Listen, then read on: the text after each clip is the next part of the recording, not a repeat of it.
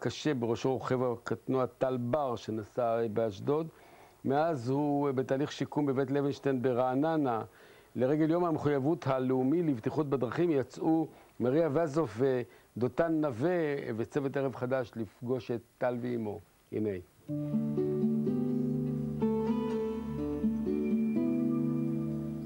זה היה יום נורא קשה.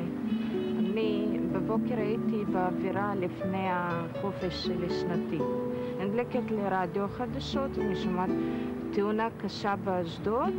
הרוכב אופנוע פגע לו מכונית פרטית. יש חשש לחייו, אבל מה אמרו? רוכב אופנוע בגיל 25. אמרתי, זה בטח לא על הבן שלי, הבן שלי יותר צעיר וגם לא יכול להיות שזה יקרה לבן שלי.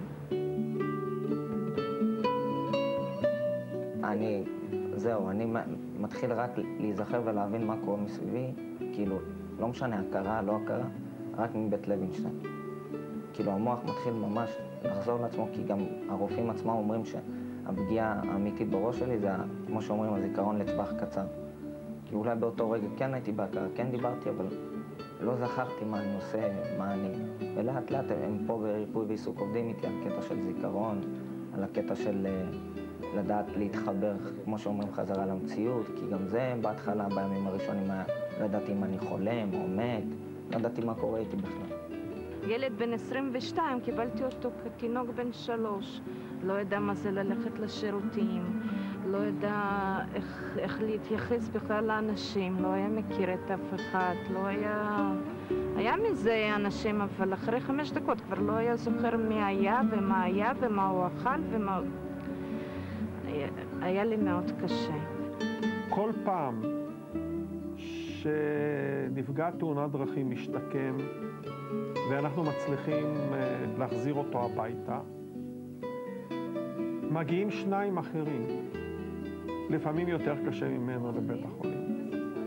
והצוות שלנו ממש מתוסכל, שאחרי כל כך הרבה עבודה קשה שמשקיעים בשיקום של נפגעי תאונת דרכים, מגיעים כל הזמן אחרים וזה לא נגמר. בסופו של דבר החיים שלי נעצרו באיזשהו מקום.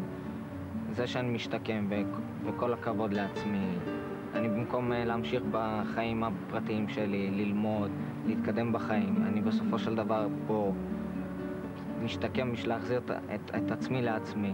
והתוכניות של העתיד זה לחזור ללמוד ולא לעבוד כמו שאומרים קשה כל החיים, אלא לצאת מלומד ולתת גאווה לאמא שלי, שהיא תהיה גאה בבן היחיד שלה.